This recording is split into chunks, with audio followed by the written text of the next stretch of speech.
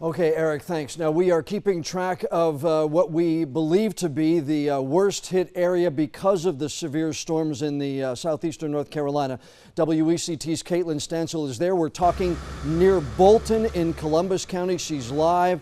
Caitlin, where exactly are you in relation to Whiteville and Highway 74? Paint a picture for us.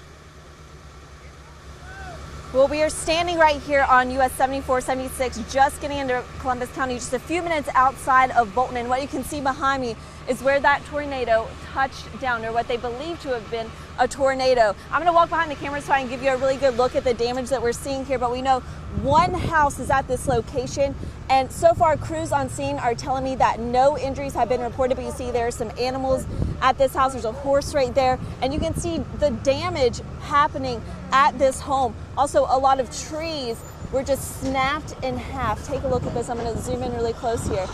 I mean, some of these are pretty large trees, and they are just bent in two and snapped in half. A lot of people are still coming into this area, checking out the damage left behind. And again, we are on US 7476. I'm going to zoom out here so I can show you exactly where we are.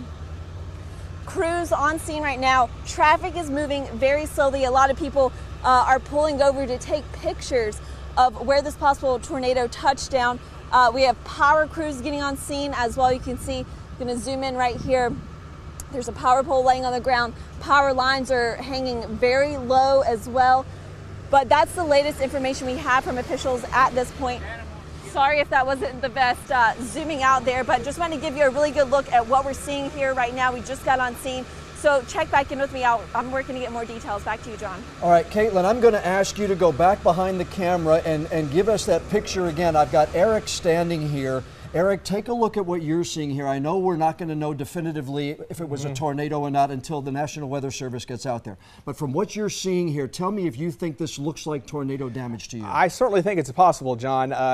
You can see the trees kind of snap there. It looks like there might be a little bit of different direction maybe with some of the limbs, the way they're falling. It certainly looks possible to me that in fact a tornado touched down here. Again, I don't want to presume to speak for the National Weather Service. No, we're not, but I mean, everything seems to have fallen one way, all the trees snapped off there. And it may be in different directions is probably what we more want to see. And I think we're kind of seeing at least some of that from the brief picture. Again, I don't have a total picture not being there, but it certainly looks to me like it's very possible. And also I can tell you from what I saw on the radar earlier this afternoon and some of the reports that we've had, I'd have to say there's definitely a very high likelihood that a tornado did touch down in this area. Okay, meteorologist Eric Davis tracking the storms. Caitlin Stansel live out there behind the camera and in front of the camera for us. Stay right here. We're going to continue our live coverage of this severe weather, and we'll bring you any new details online and on the WECT News app as soon as they come into our newsroom. Caitlin, thanks. Great job out there in Columbus County. Our Caitlin Stansel is live now right in the Bolton area of Columbus County, where hundreds are currently without power. And that seems like where most of the damage that we've seen so far has come from. Caitlin, what has happened since we talked to you? We know it's not confirmed as a tornado just yet. That's right, John. Possible tornado damage here behind me. We're just off of 7476, traffic moving very slowly. I'll show you that in just a minute, but first what I want to show you is this tornado damage. If you haven't been able to check in with us, just want to give you a little recap of what we're seeing out here. So there's this one home here just outside of Bolton. What we've learned is no injuries have been reported, but a little boy was inside of that home when this possible tornado touchdown caused all this damage. It looks like they also have some animals out here. There's a horse and chickens as well. But really the most notable damage is these pine trees just completely snapped in half. Many people driving up the highway right here are stopping, slowing down to take pictures. They pulled off the roadway because what you're seeing is just trees snapped in half, tons of damage out here. And we did see the family. They had a chance to go back inside. I'm going to swing back around here so I can show you that traffic is moving very slowly. They're not expecting to reopen both lanes here on 7476 until Duke Energy gets out here. They can check these power lines that were brought down. And we're still working to learn more information, but I believe the meteorologist back there at the station mentioned that the National Weather Service is heading on their way out here, so I'm still working to get any more info I can, but for now, back to you guys in the studio.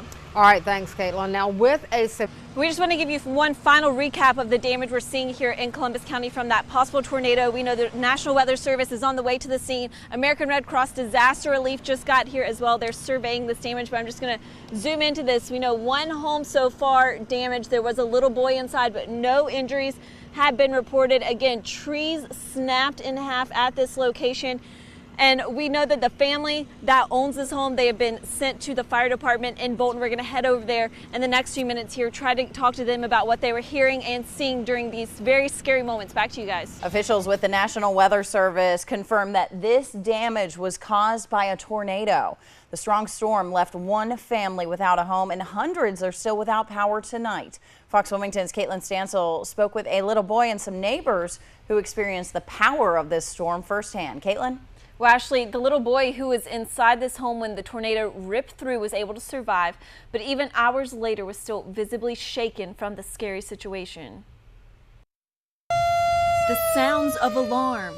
Oh, Jesus, come for me. I don't want to be here. A little boy inside this home as a tornado ripped through.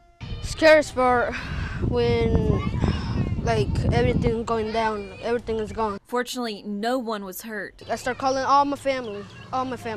The 12-year-old able to hide in the only part of the home not destroyed by the storm. The lights went off and he heard the windows blowing out, but he was in the other end, and that's the only end that's left. The family's still in a state of shock tonight after losing their home, able to retrieve the little bit they could before heading to get help from the Red Cross. Neighbors felt the tornado's power as well. Awfulest sound I've ever heard. It was loud, really, really loud, sound like a train. Snapping trees in half, leaving a trail of destruction behind. But some say there's a silver lining in this storm. God's hand was all on it. He was all on it, all in it, all in it. And I'm just thankful that it didn't do any more damage, and I'm thankful that nobody got hurt. The National Weather Service will be out again tomorrow to continue looking at the damage to figure out just how large of a tornado it was that touched down. Live in the studio tonight, Caitlin Stansel, Fox Wilmington News.